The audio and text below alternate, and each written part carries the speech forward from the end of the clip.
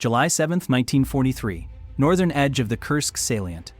40 Soviet soldiers dug into a railway embankment watched 600 Wehrmacht infantry emerge from the tree line 800 meters distant. The Germans advanced in textbook formation, 3 companies wide, supporting mortars behind, machine gun nests already pouring suppressive fire. German intelligence had confirmed this position. 40 men, maybe 50, armed with standard rifles and a single Maxim heavy machine gun. The assault was calculated overkill, a prelude to punching through Soviet lines before the massive armored clash everyone knew was coming. But German reconnaissance had missed one critical detail. Hidden 4 kilometers behind that embankment, concealed under camouflage netting and birch branches, sat a BM-13 Katyusha rocket launcher, 16 rails loaded with 132mm high explosive rockets, and its crew had just received coordinates. The Battle of Kursk remains the largest tank engagement in human history. A brutal collision of 8,000 armored vehicles and 2 million men across a front stretching 200 miles. But before the legendary tank clashes at Prokhorovka, the battle opened with a week of desperate infantry actions, where outnumbered Soviet positions faced annihilation from German spearhead assaults designed to fracture defensive lines. These initial engagements were calculated strikes. German operational doctrine called for overwhelming local superiority, typically 6-to-1 infantry advantage, to eliminate strongpoints quickly. Soviet defenders in these positions knew the mathematics: hold as long as possible, inflict maximum impact, die in place. Survival wasn't part of the equation. Senior Lieutenant Andrei Volkov commanded the 40-man detachment at railway embankment position designated Outpost 7. His men represented remnants of 3 different rifle companies from earlier skirmishes, reassembled and positioned at this location because someone at division headquarters understood geometry. The railway embankment represented the only elevated terrain for 6 kilometers, providing observation over the approach routes German armor would need to use. Volkov's orders were explicit: maintain observation, report German movements, delay any assault for a minimum of 2 hours to allow reserves to reposition. The unspoken reality everyone understood: 2 hours meant everyone dies, but division survives. They had ammunition for perhaps 90 minutes of sustained combat, no anti-tank weapons beyond Molotov cocktails, and 0 artillery support allocated to their grid square. They were a tripwire expected to burn out quickly. What Volkov and his men didn't know was that their position had become the unexpected centerpiece of a larger Soviet tactical experiment. 3 weeks earlier, Soviet High Command had issued new operational guidance for Katyusha rocket launcher employment.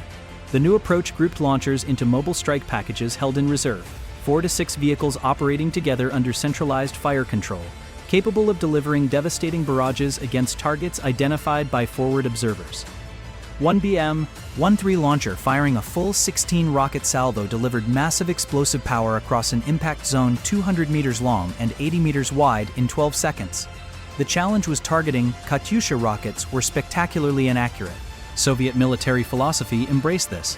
Precision was a bourgeois luxury when you could substitute volume. Effective employment required large concentrations of enemy forces in relatively open terrain, with friendly forces in protected positions.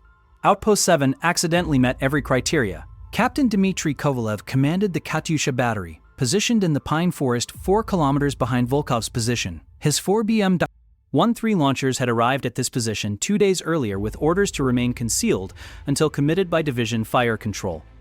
Kovalev was 34, a former mathematics teacher from Leningrad who'd volunteered in 1941 and discovered an aptitude for calculating firing solutions quickly under pressure. He understood the BM-15 Star Game's capabilities. The M13 rocket was brilliant Soviet engineering pragmatism, cheap to manufacture, producible in vast quantities, but wildly unstable in flight. Manufacturing variations meant impact points scattered across hundreds of meters even when launched from identical angles. But Kovalev had learned the secret. You didn't aim Katyushas at targets, you aimed them at areas, and you calculated probability zones where enough rockets would land to achieve the mission. At 07:45 hours on July 7th, Kovalev's radio operator received a fire mission from division. Prepare fire mission, target concentration, Bravo 4, enemy infantry in open ground, 4 launchers committed, await confirmation. Kovalev pulled the tactical map and traced the coordinates. Target Bravo 4 corresponded to the approaches to Outpost 7. His forward observer, a junior lieutenant named Petrov, positioned with Volkov's men, had called in a priority target. The fire mission authorization had come through in 6 minutes, remarkably fast for Soviet artillery coordination. Someone at division wanted this badly. 4 kilometers forward, Volkov watched the German assault develop with professional detachment. 600 men was excessive for overrunning 40 defenders, which meant the Germans anticipated prepared positions, potential minefields, maybe concealed anti-tank guns. They were being careful, advancing in measured bounds with supporting fire. Standard German tactical competence, the kind that had shattered Soviet armies in 1941 and 1942. His Maxim gunner, a Georgian named Beria, no relation to the infamous secret police chief, had the weapon positioned in a concealed pit, camouflaged with cut grass. Beria understood the mathematics. He'd get perhaps 20 seconds of firing before German counter-battery fire bracketed his position. He'd loaded 2 ammunition belts, 250 rounds total. Then he'd be done, but he'd stop maybe 30 Germans first. Volkov had positioned his riflemen in 3 groups across the embankment, creating overlapping fields of fire. His fallback plan relied on Teller mine traps on the northern slope. If the Germans overran his initial positions, those mines would detonate, buying maybe 90 seconds for survivors to reach the culvert. It was professional, competent defensive planning that would result in total destruction approximately 40 minutes after contact, unless something changed. Lieutenant Petrov crouched in the fighting position adjacent to Volkov's, his radio operator maintaining contact with the Katyusha battery. Petrov was 23, a forward observer who'd survived 9 months of frontline service through competence and luck. With Katyushas, the process was simple. Identify a target suitable for rocket saturation, call in coordinates, and either the target ceased to exist or you'd wasted rockets. There was no adjustment, no second salvo. 1 strike, total commitment. Petrov had been watching the German assembly area for 20 minutes. When the 600 men began their advance, he'd made his decision and called division directly. Target concentration Bravo 4. Estimated battalion strength infantry in open terrain, request immediate Katyusha strike, danger close, friendly forces in protected positions. Katyusha strikes inside 4 kilometers of friendly forces were technically prohibited. The dispersion zone meant friendly forces might be affected, but Petrov had added the critical detail. Estimate outpost overrun in 30 minutes without fire support, no alternative fires available. The authorization came back in 6 minutes. The German advance reached 400 meters from Volkov's position at 0752, close enough that individual faces became visible through optics. Volkov identified elements from the 6th Infantry Division, veteran troops who'd seen combat and wouldn't panic under fire. Worse, they'd brought flamethrower teams. He could see the distinctive backpack fuel tanks. Once those teams got within range, his men would be in serious trouble. He checked his watch, calculating remaining time, maybe 12 minutes before effective rifle range. Maybe 18 minutes before assault distance, 25 minutes before his position ceased to exist. At the Katyusha battery position, Kovalev received final firing authorization at 0753. His 4 launchers were prepared, crews standing clear, electrical firing circuits armed. His target zone measured approximately 200 meters by 300 meters, the area where German forces were concentrated. His 4 launchers would deliver 64 M13 rockets across 12 seconds. Probability calculations suggested 40 to 45 rockets would impact within the target zone. Each warhead created a lethal radius of 30 meters, with serious effects extending to 50 meters. The mathematics translated to overlapping destruction zones that would saturate approximately 2/3 of the target area. It was mathematics rendered in high explosive. Soviet industrial capacity transformed into instantaneous violence. Kovalev gave the command, fire mission execute, fire for effect. His battery commander threw the master firing switch. The BM-13 launchers erupted in sequence, a rolling thunder as 64 rockets ignited almost simultaneously. The launcher rails shrieked as rockets tore away, the recoil rocking the trucks despite their stabilization jacks. Exhaust flames 40 feet long scorched the forest floor. The noise was apocalyptic. Not a single explosion, but a sustained roar like a freight train tearing itself apart, punctuated by the distinctive screaming howl as rockets clawed their way skyward. Soviet troops called it Stalin's organ because the rail launchers resembled organ pipes, and the sound was like the scream of mechanical hell. German troops called it the sound they feared more than anything. 64 rockets arced upward on pillars of flame, reached apogee at 2,000 meters altitude, then screamed downward toward the target zone at terminal velocity. 4 kilometers forward, The first indication Volkov had of the incoming barrage was a sound like distant thunder building to a freight train roar. He'd heard Katyusha launches before, but never this close, never targeted this near his own position. His brain processed the implications in the second before impact. Katyusha strike, danger close, get down, he screamed the warning. Rockets incoming, down now, and threw himself flat in his fighting position. The soldiers around him reacted with combat-hardened instinct, dropping into whatever cover existed. Petrov and his radio operator were already flat, having received the 30-second warning transmission. The Germans in the open, 400 meters away, had no warning at all. The first rockets impacted at 07:54 and 12 seconds, striking the German assault formation at maximum concentration. Each warhead shattered into thousands of high-speed fragments on detonation. The initial impacts created overlapping blast waves that knocked down soldiers within 30 meters. The rockets continued falling for 12 seconds, a sustained bombardment that transformed the German assault formation into a zone of overlapping detonations and destruction. Soldiers at the formation's edges tried to run but couldn't escape the expanding impact zone. The rockets dispersed across 400 meters, and there was nowhere to go that wasn't receiving fire. The blast waves created a continuous concussion that human bodies felt rather than heard. The explosions threw Earth skyward in towering plumes that merged into a single roiling cloud of pulverized soil and shattered equipment.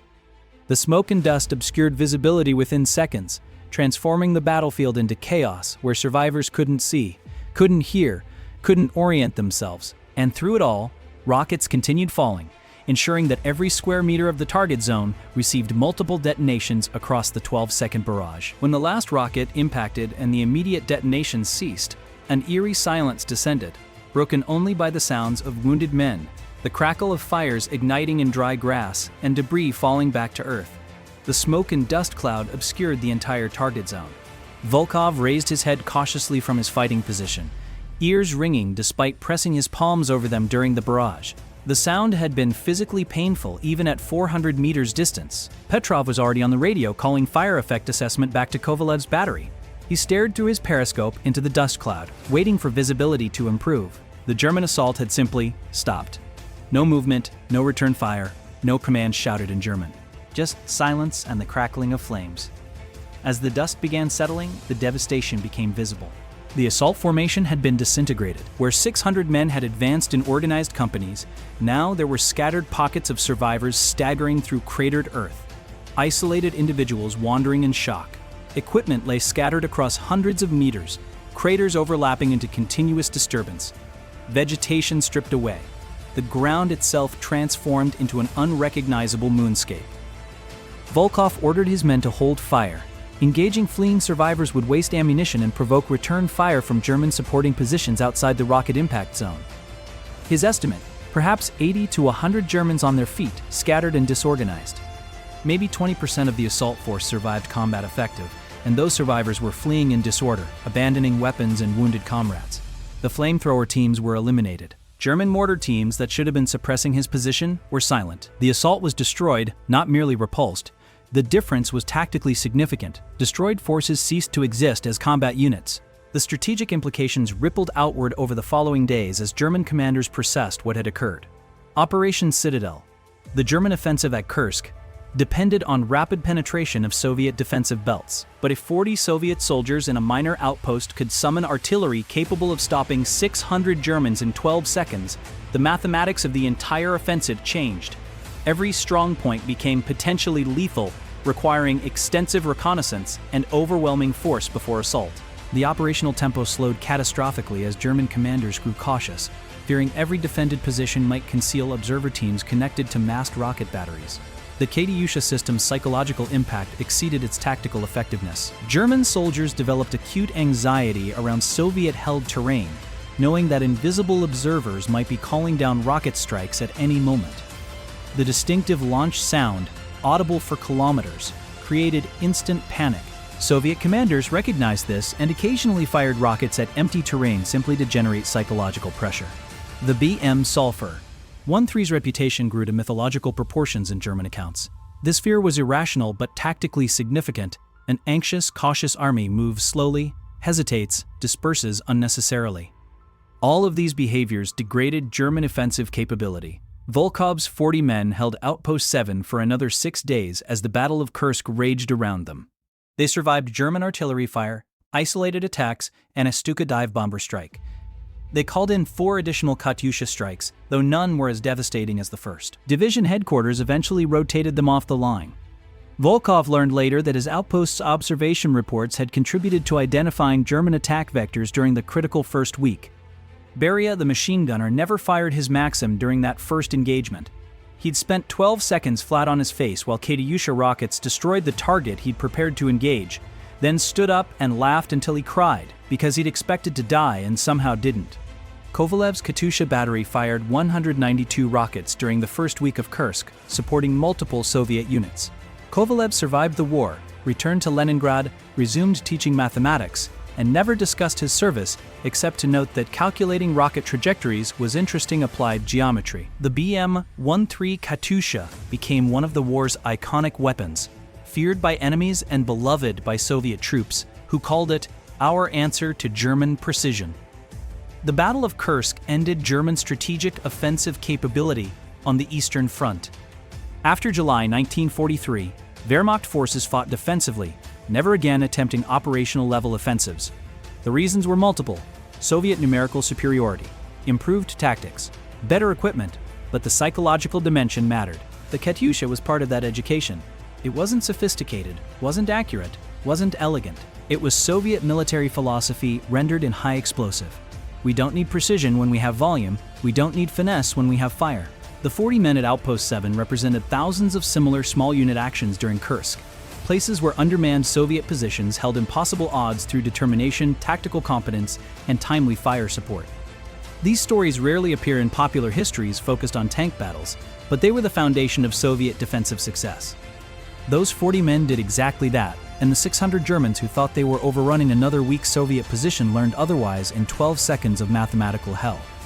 If this story of Soviet firepower turning impossible odds into German catastrophe gripped you, wait until you see what happened when a single T-34 crew held off an entire panzer company at Prokhorovka for 17 minutes.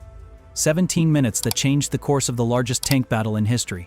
That story drops next Wednesday. Hit subscribe to WW2 Storyverse so you don't miss the Eastern Front's most insane armor duels, because these are the stories that don't make the textbooks but won the war.